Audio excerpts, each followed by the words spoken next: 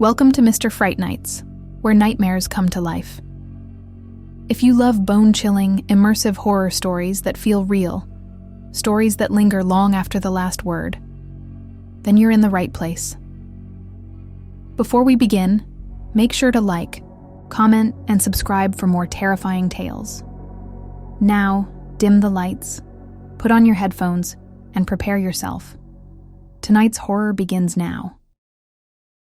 I've had this persistent tension in the back of my neck all day, but I blamed it on plaster dust and stress. Renovating an old Victorian might look romantic in pictures, but it's been draining my energy and my bank account. Today was spent hauling debris, patching walls, and cursing at a stubborn water heater that coughed more than it heated. It's almost 9 at night, and my daughter, Harley, is at her friend's house. The plan was that I'd pick her up later, once I'd showered and regrouped. The house is eerily quiet. My footsteps on these ancient hardwood floors echo in ways that make me feel like I'm intruding in someone else's domain. It's irrational. I own this place now, but the sense of trespassing never left. I toss my gloves onto the hallway table and reach for a bottle of water. That's when I realize something's wrong. The cellar door stands ajar. My first thought is that maybe I forgot to close it earlier. That would be typical of me. My mind is scattered lately, but I have a clear memory of shutting it. At least I think I do. There's a wedge of darkness beyond the threshold, leading down to those old, creaking steps. I approach, each step heavier than the last. Without a word, I flick on the cellar light switch in the hallway. A bare bulb in the basement dangles from the ceiling on a frayed cord. Its pale glow reveals swirling dust motes. The door hinges squeak as I nudge it wider, and the creaking sets my nerves on edge. A single wet footprint mars the top step. It's definitely not mine. I was wearing shoes all day, and I haven't gone down there since this morning. I can't even tell what kind of footwear left that impression, but the shape is too large to be Harley's, and no one else should be inside. I stand there, fighting the urge to bolt or call 911. Yet a defiant streak in me insists on handling this alone, at least to check if maybe the contractors returned, or if the plumber sneaked in. But at 9 at night, that's not likely. A flush of anxiety prickles my cheeks. My breathing goes shallow, and my heartbeat thuds in my ears. Maybe I'm overreacting, but it feels like the entire house is holding its breath. I descend one step, tapping the banister with my palm, listening for anything. The basement's silence is unnerving, as if something has paused to wait for me. The musty air reminds me how old this structure is, nearly a century, with plenty of hidden corners that still surprise me. Halfway down, I notice a small puddle glistening on the step. I look up. No leaks from the ceiling. That water had to come from someone's shoe. The back of my neck tightens. There's nowhere to hide down there, at least not in plain sight.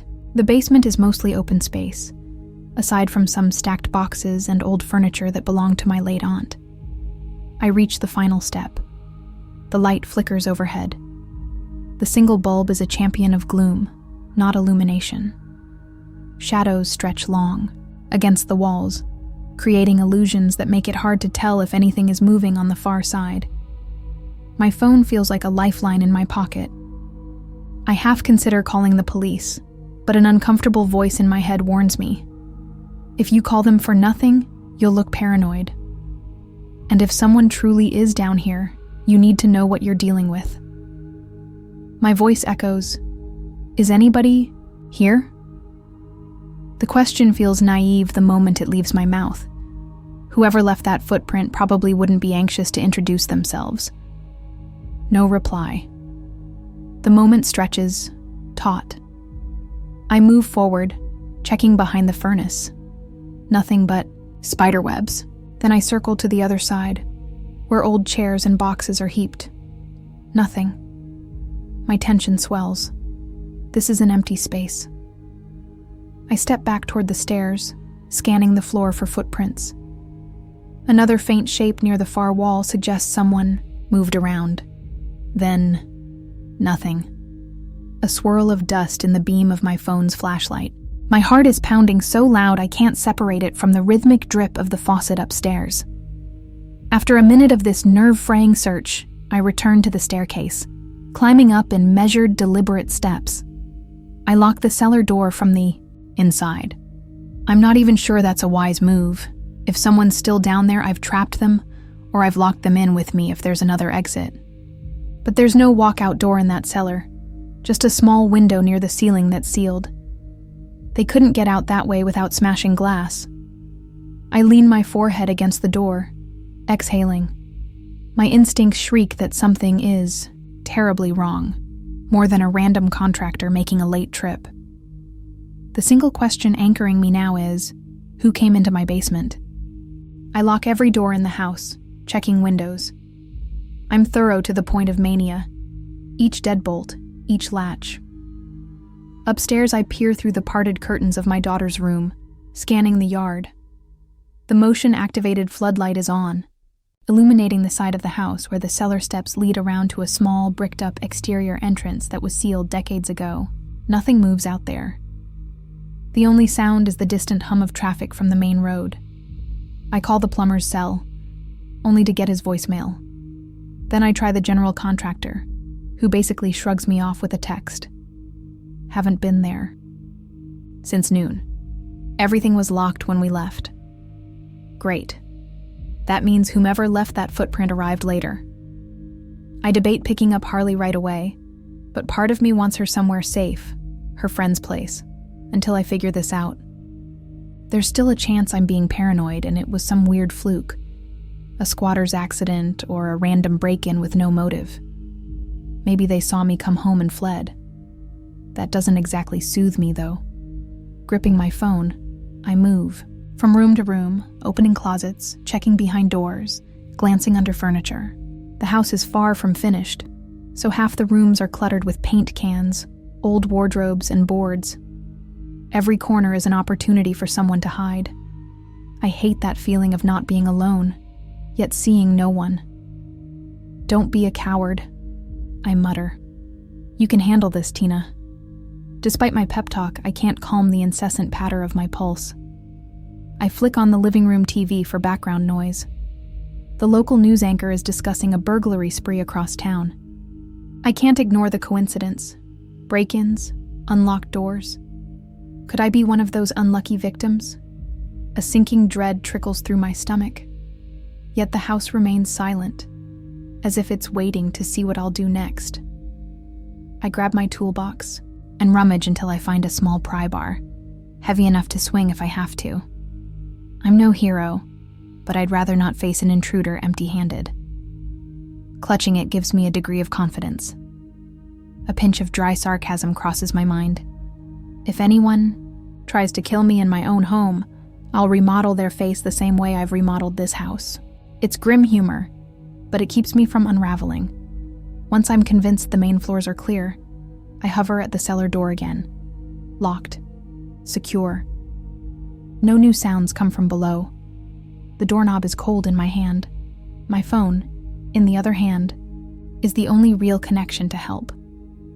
Part of me wants to turn that knob and storm back down, just to confront whoever or whatever. But my pulse is hammering behind my eyes. I'd be going in blind. I decide on a middle ground. Keep the cellar locked. Keep watch. If I hear a single sound from down there, I'm calling the cops. For now, I'll pick up Harley. She'll give me that teenage eye roll if I mention footprints. But better an eye roll than a missing child. At least I'll feel safer with her in the house. Or maybe more terrified if there's a threat. This house is all we have, and I can't stand the idea of leaving it behind. I take the pry bar with me as I grab my keys. My hand trembles when locking the front door from the outside. My gut is tight. The next time I step through this doorway, I want some resolution to this nightmare. Maybe just a simple explanation, but I doubt it's going to be that easy. Harley complains that it took me too long to pick her up, ignoring the fact that I'm clutching a crowbar in one hand when she slides into the passenger seat. She glances at it, arches a brow. Everything okay? My voice sounds too casual. Just being safe. I heard about that burglary spree. She frowns, and I can tell she wants to ask more, but decides not to push. We drive home in tense silence, the radio's low static our only soundtrack. I keep scanning the dark, half expecting to see some figure sprinting across our property or lurking near a window. By the time we reach the old Victorian, the motion light flickers on, illuminating the front porch. I exhale, glimpsing the cellar windows. No broken glass, no sign of forced entry from the outside. Maybe the intruder left, or maybe they never left at all. Harley steps inside ahead of me, flicking on lights. I adjust my grip on the pry bar. She heads to the kitchen to scavenge for a snack. Typical teenage invincibility. She's got no idea the pit in my stomach is coiled so tight it hurts to breathe. I deadbolt the front door, then place the pry bar on a side table. My phone rests beside it, ringer on full volume. "Mom?" Harley calls from the kitchen. "What's up with the footprints in here?" My body tenses. I hurry into the kitchen. Sure enough, the faint, muddy print is tracked onto the floor by the basement steps. Harley stares at me, waiting for an explanation that I can't give. I swallow the dryness in my throat. I think someone might have come in while I was out. I checked the basement, but didn't see anyone. Her expression shifts from mild annoyance to genuine alarm. "You're telling me we've got a creeper in the basement?" Probably not now, but I locked the door, just in case. Let's stay alert. If we hear anything, we call the police. She nods, sets her half-eaten bag of chips on the counter, and moves closer to me, as if seeking reassurance. My maternal instincts spike. This is our home, and we should feel safe here. Anger flares beneath my fear. This is beyond an invasion of property. It's an intrusion on our sense of security. Minutes pass. Harley checks her phone, face pale. "Mom, can we do a quick sweep of the house? I feel like I need to see for myself that no one's hiding in my closet." I can't blame her. Good idea. I already checked, but it'll help if we do it together. Armed with flashlights, we open every room, every closet, every cupboard. We even peek behind shower curtains. It's tedious, but necessary for our peace of mind. We reach the top floor, the one we barely use except for storage. Nothing. Just dusty furniture and boxes of old clothes from previous owners. Finally, we regroup in the living room, hearts still pounding but somewhat reassured. I volunteer to check the cellar one more time, but Harley's eyes widen. "Together, right?" "Together," I agree, forcing a half smile. Inside, I'm terrified, but I can't let that show. We approach the cellar door. I place one hand on the lock, the other on the pry bar. Harley stands behind me, phone camera recording. I know some part of her wants evidence, or maybe the security of seeing what the camera sees. I turn the lock and open the door. The dim light is still on. One step at a time, we descend, scanning every inch. The footprints remain. No fresh ones. Added. Nothing stirs in the corners. The boxes are undisturbed. The old furnace clicks quietly, oblivious to our tension. Eventually, Harley kills the recording, exhaling. No one's here. We linger a moment in uncertain silence. Part of me is relieved. Another part wonders how a stranger snuck in, left footprints, and vanished without a trace. Unless... A chill sweeps across my shoulders. It's that sense of being watched from a corner you can't quite see. I want to banish that paranoia, but the memory of the footprints won't fade.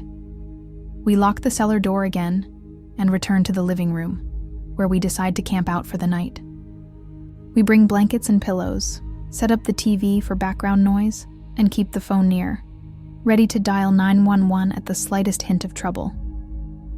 Sleep is a distant fantasy. My eyes refuse to stay shut, scanning the hallway for silhouettes. Once, around midnight, the power flickers. Harley grips my arm. The lights snap back on a second later, but neither of us truly relaxes. It's just the old wiring, I tell myself, or something else. I must have drifted off eventually. When my eyes snap open, it's 3:30 in the morning. Harley's asleep next to me, mouth slightly open, phone in her hand. The TV screen glows on mute. There's a faint scraping noise near the back of the house. My pulse spikes. I scramble to my feet, flicking the TV off to listen better. A subtle scratch, like nails on plaster, resonates from behind the walls. Could be mice. I've seen droppings before. Old houses breed pests. But this is louder than a rodent scurry. This is someone testing the structure, or maybe sliding something heavy. My heart thrums against my ribs. Quietly, I pick up the pry bar. Should I wake Harley? I don't want to scare her again, but ignoring the noise might be worse. I rest a hand on her shoulder, and she stirs. "What?" she whispers groggily. I press a finger to my lips. She rubs her eyes, hearing it too. We exchange a panicked look. The noise moves closer to the cellar door. Our eyes dart to it. The doorknob doesn't turn, but the scraping intensifies, as if someone is climbing within the walls or tapping from inside. I grit my teeth, adrenaline surging. Enough is enough. This is our home, not a playground for intruders. I dial 911. The line rings, and a dispatcher answers. I do my best to remain calm, explaining we suspect someone's in our basement. They promise to send officers. "Stay on the line," the dispatcher says. But I can't remain idle, not while the noises continue. I whisper to Harley to go upstairs, lock herself in her room. She refuses. "No way, we stick together." Her voice trembles, but her stance is unflinching. The scraping stops abruptly. My breath stutters in my chest. The dispatcher's voice fades to background static as I lower the phone. Harley and I exchange uncertain glances. Then, footsteps on the cellar stairs. 1 step, 2 steps, then silence. My entire body trembles with adrenaline. I race to the hallway, pointing my flashlight at the door. Nothing moves, but I hear breathing. Slow, measured, just beyond the door. The handle rattles. Harley gasps, stepping back. I swallow a scream, pressing the phone to my ear. "Hurry!" I hiss into the line. They're inside. Outside, a faint siren wail approaches. Relief flickers through me, short-lived. The footsteps recede back down. It's as if the intruder heard the sirens too and decided to retreat. My body remains coiled, ready to fight or flee. When the officers knock on the front door, the presence behind the cellar door disappears. 2 uniformed cops, Gunsley and Barron by their name tags, quickly sweep the house. Harley and I remain huddled in the living room, the door open in case we need to bolt outside. After a tense 15 minutes, the cops return upstairs, shaking their heads. "Cellar's clear," one says. "We checked everywhere. No sign of forced entry except a bit of scuffing near that sealed outside entrance. Probably old damage." "Are you sure you heard footsteps?" My frustration spikes. I'm not hallucinating. Someone was here. My daughter heard it too. We found footprints. They glance at each other, unconvinced. We see a partial print, but it might be from one of the contractors. Could be days old. "We recommend installing better locks or motion cameras if you're spooked. But we can't find an intruder, ma'am." I want to scream at them, but I swallow that anger. They're doing their job, but their skepticism is palpable. They leave, giving me a card in case anything else happens. Their patrol car's headlights disappear down the street, and we're alone again. My hands are still shaking. Harley stares at the cellar door like it's a snake coiled to strike. "You heard it, right?" she whispers. "I did," I confirm. "We're not imagining this." She crosses her arms, trying to look tough, but I see the fear in her eyes. Who could sneak around like that without leaving any fresh footprints? Is there another entrance? A memory surfaces. The sealed exterior door has that bricked off portion from outside. Could someone have hammered a hole behind the bricks and made a hidden entry? The thought sends a razor of dread down my spine. I vow to check it first thing in the morning, in daylight. Because right now, stepping outside to investigate with no backup is a gamble I'm not ready to take.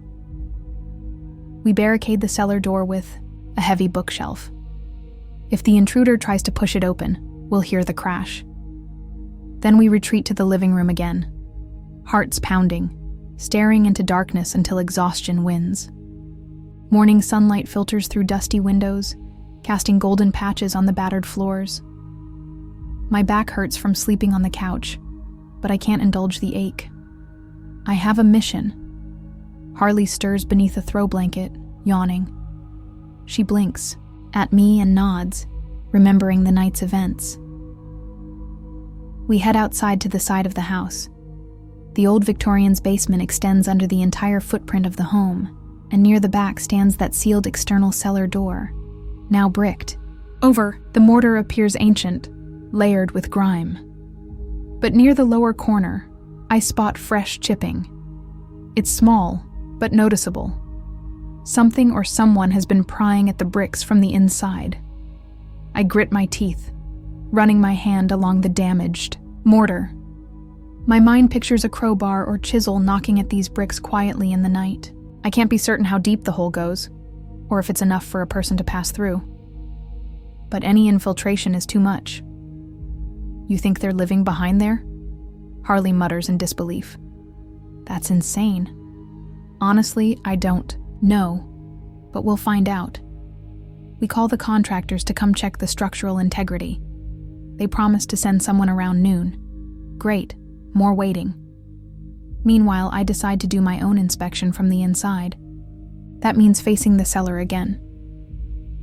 Harley wants to join, but I suggest she stay upstairs, in case I need help from above. She reluctantly agrees. With the pry bar in hand, I remove the barricade from the door. The memory of footsteps on the stairs feels fresh, but the morning light streaming through windows upstairs makes me braver. The basement bulb is still on, swaying slightly as if nudged. Dust motes swirl in the stagnant air. I step down carefully. The prints on the floor look the same as yesterday. No new marks. I move to the far wall, shining my flashlight across the stone foundation. Eventually, I find it. A portion of the wall that resonates differently when I rap it with the metal bar. Hollow behind it, maybe a partially bricked-off storage area. The contractor's notes indicated there was some old root cellar extension that got sealed. But if someone gained access, I wedge the pry bar into a thin crack, applying leverage. A chunk of mortar crumbles away, revealing a small gap. I peer in, aiming the flashlight. My breath catches. There's definitely a void on the other side, maybe 3 feet wide. Something glints in the beam, a reflection off what looks like a metal can. Or maybe a tool. And next to it, a rolled-up blanket. My heart races. That's not leftover from a century ago. Someone has been stashing items in there, possibly camping out. The idea that a stranger might be living in a secret compartment behind my basement wall triggers a wave of nausea. Suddenly, every late-night noise, every scrap of suspicion over the past few weeks comes roaring back. I always dismiss them as old house creaks. But maybe I've had a squatter or intruder from the start. My skin crawls imagining them listening, from behind the walls while we watched TV or argued over paint colors. I step back, swallowing a bitter taste of panic. If that gap leads outside, it's an entry point. Blocking off the cellar door does nothing if they can crawl in and out through the side. My mind whirls with worst-case scenarios. The contractor can seal it fully, but what if the intruder is in there now? I poke my flashlight through the gap, my body tense, anticipating some shape to lunge at me. Only silent darkness greets me back. My phone rings, startling me. Harley's voice on the other end, anxious. "Mom, is everything okay?" Exhale, pulling away from the opening. "Found a hidden space. Looks like someone's been using it. I'm calling the contractor right now, telling them to hurry. We'll patch this up and make sure no one can slip through." Her silence on the line speaks volumes. She's as spooked as I am. "All right," she whispers. "I'll wait upstairs. Just be careful." I climb the steps, heart pounding. That cramped secret cavity is more terrifying than any ghost story, because it's real, and I can't dismiss the footprints or the nighttime scraping. I feel violated all over again, and resolve to end it. 2 of the contractor's crew arrive around noon, Mitch and Lainey. They're both in their 40s, used to old house quirks, but the look on their faces when I show them the concealed space says it all. This is beyond typical. They confirm my suspicions. There's about a 3-foot gap behind the sealed door, part of a root cellar that got bricked off and mostly filled with rubble. But someone cleared a small area, large enough for a person to huddle. We stand in a semicircle, shining flashlights into the cramped hole. Lainey wriggles inside cautiously, cursing softly when she hits her head on a beam. Moments later, she emerges, pale, holding up a metal tin and a battered notebook. The tin contains half-eaten energy bars and a water bottle. The notebook's pages are mostly blank, but near the end, scrawled in uneven handwriting, are times and dates. 2 days ago, 3 days ago, some going back months. Snippets like, lights out 11 p.m., girl leaves 7:30 a.m. She brought boxes to basement. Lainey glances at me, horrified. "Looks like someone's been surveilling you. They recorded your routines." My entire body goes cold. Mitch decides we need to open the outer bricks too, to see if there's an exit to the yard. If there is, we can seal it properly. They start chipping away. Meanwhile, I hold that notebook, a sour taste creeping into my mouth. The idea that someone has been quietly tracking our schedules is nauseating. They might have been inside our house multiple times. While they work, I step outside to call the police again, updating them on our discovery. The dispatcher sends an officer, but by the time he arrives, Mitch and Lainey have found the partial exit, a hole big enough for a person to shimmy through, hidden behind shrubs outside. The officer, a new face this time, takes some photos. He flips through the notebook with a neutral expression that's borderline bored. These notes are suspicious, but no direct threats. Could be a vagrant squatting. He shrugs. "Keep the notebook as evidence. We'll file a report." I grit my teeth, feeling the sting of disappointment again. No direct threats? Stalking my family in secret spaces is threatening enough. Harley stands in the driveway, arms wrapped around herself, refusing to go inside until this is handled. I can't blame her. Mitch and Lainey promised to seal the opening this afternoon. It'll be sturdy enough to keep out a wrecking ball. They'll make sure no one sneaks through the bricked door again. Relief flutters in me. Finally, we'll have some peace. But a nagging worry persists. That doesn't explain the footsteps on the stairs last night. If the intruder left a while ago, who was inside messing with us? Did we trap them in the house when I locked everything? Or is there another entry we haven't discovered? Harley and I decide to wait at a diner down the street until the ceiling is done. We can't watch that kind of heavy construction. Not today. The last thing I want is to stand around, imagining a stranger crawling out of the hole. So we grab lunch, though I can barely stomach half my sandwich. Harley picks at her fries in silence. After an hour, I call Mitch to check in. No answer. I try Lainey. Straight to voicemail. Probably they're too busy mixing mortar or running the power tools. I lean my head against the diner booth, trying to quell my rising anxiety. So many worst-case scenarios swirl in my mind, it's dizzying. I keep seeing that battered notebook, the times and dates scrawled with an almost obsessive precision. Finally, I tell Harley we should head back, see how the job's going. She doesn't protest. We pay our tab and drive home, hearts pounding. When we pull up to the house, Mitch's truck is parked out front, but the engine is off and the passenger door is open. The wind stirs some dust around the tires. My gut clenches. Something is wrong. "Stay here," I order Harley, stepping out of the car with my phone in hand. Mitch's truck looks empty. Tools are scattered in the bed. No sign of him or Lainey. The front door to the house is slightly open, which sets my nerves ablaze. They were supposed to be working on the basement from the outside. Why would they go inside? I approach cautiously, the door squeaking as I nudge it. "Mitch? Lainey?" No response. The hallway is silent, except for my rapid heartbeat. I hear distant rattling from below, metal clanging on concrete.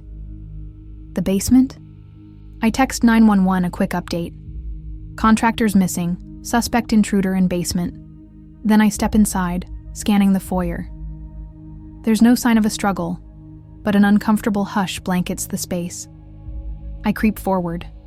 The cellar door is wide open. Dim light spills up the steps. A muffled groan comes from below. My pulse rockets. I glance back at the front door, making sure I have an escape route. Then I descend, clutching my phone like a weapon. The basement is in disarray. Buckets of mortar and bricks line the wall. That hidden gap is partially sealed, fresh cement glistening. And lying on the floor near the furnace is Mitch, unconscious, or near it, with a gash on his forehead. Lainey is crouched beside him, pressing a rag to his wound, her eyes wild. The moment she sees me, she hisses. He was attacked. Someone hit him with a tool from behind. Her voice trembles. I didn't see who. My stomach twists. I kneel, checking Mitch's pulse. Still there, strong enough. He groans softly, eyes fluttering. What about the intruder? I whisper. She juts her chin toward the corner, where a half-demolished portion of the old brick is open enough for a slim person to pass. They crawled through there. I couldn't stop them.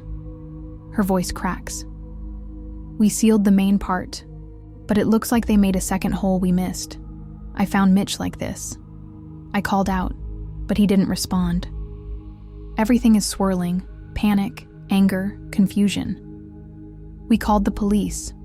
They're on their way, I say, though I'm not sure how soon they'll arrive.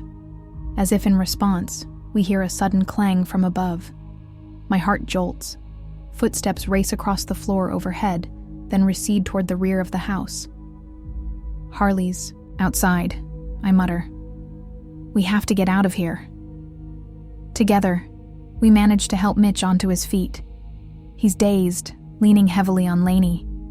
We shuffle up the stairs, adrenaline fueling each unsteady step. The living room is empty, but the back door stands open, letting in a draft of cool air. Did the intruder run out that way? We hurry onto the porch. Harley is out front, near my car, phone in hand. I wave to her, relief flooding me that she's safe. But I see no sign of the intruder. Did they scale the fence? Vanish into the alley? A wave of anger crashes over me. They were right here, in my house, assaulting one of my contractors. They've known about this property for months, possibly, and they almost got away unseen yet again. My phone buzzes. The operator is on the line, telling me units are en route. Finally, I step back, letting Lainey guide Mitch to the driveway. Harley rushes over, eyes wide and frightened, helping steady him. We wait there, hearts hammering, scanning the yard for any sign of movement. I keep expecting a shadow to dart between the trees, but all is still, unnervingly so. A minute later, sirens blare on our street. This time more than one squad car arrives. Officers jump out, weapons drawn, racing into the backyard and the house. My shoulders sag in a mix of relief and dread. Because even if they catch the intruder, I'll never erase the memory of them lurking in the walls. They don't catch anyone. Officers search every inch of the property, combing the yard and neighboring streets. They find footprints near the fence and fresh scuff marks on the alley pavement, signs of a quick escape. But no body, no face, no name. Mitch is taken to the hospital for stitches, though he'll be all right. Lainey gives her statement, shaken to the core. We finish sealing the root cellar area. This time, the police stay to supervise. They reassure me that the intruder's main hideaway has been destroyed, the bricks replaced, the entire perimeter checked.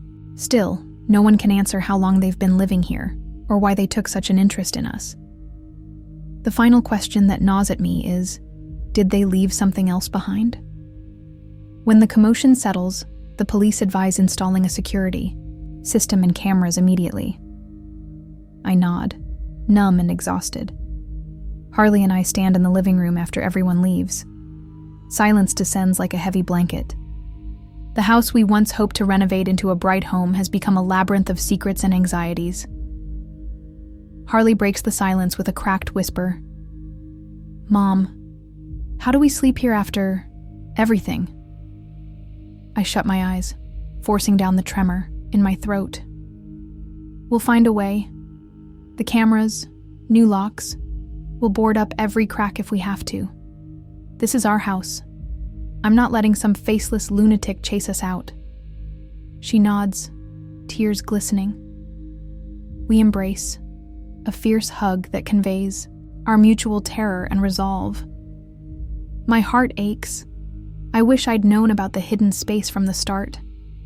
I can't stop imagining that intruder slipping in and out at will, rummaging through our belongings, standing just behind a thin layer of brick as we lived our daily lives. That night, we settle on the living room couches again, fully aware neither of us will get restful sleep. The new security system emits tiny beeps whenever a door or window opens. We have cameras pointing at every entrance. It helps, but only a little. Somewhere around midnight, while Harley dozes, I stare at the dark hallway leading toward the cellar door. Despite the fresh mortar and locked entrances, a part of me can't shake the sensation that we're still being watched. Old houses have memories, and I'm convinced ours echoes with the presence of that intruder. The footsteps on the stairs, the battered notebook with times and dates. These details hover at the edges of my thoughts like a splinter I can't remove. My phone vibrates, jolting me from half sleep. It's a reminder from the new security app. An alert states, "Movement detected, basement entrance." My blood ices over. I open the camera feed. All I see is darkness. No shape, no movement, just the cellar door closed tight. A glitch. Maybe. Or maybe not. As I watch the feed, my heart pounding in my skull, I notice a faint flicker in the lower corner of the screen. Could be dust passing in front of the lens, or a stray reflection, but it resembles a silhouette leaning into view, then quickly withdrawing. My hands start to tremble. The phone nearly slips from my grip. I bolt upright, scanning the actual hallway with my own eyes. Nothing is there. Harley stirs, noticing my panic. I force a tight smile, telling her everything's fine. But deep down, I know the real horror. Someone found a way in before. They might find one again. We may have sealed the cracks, but the fear remains. The house and I will never be the same.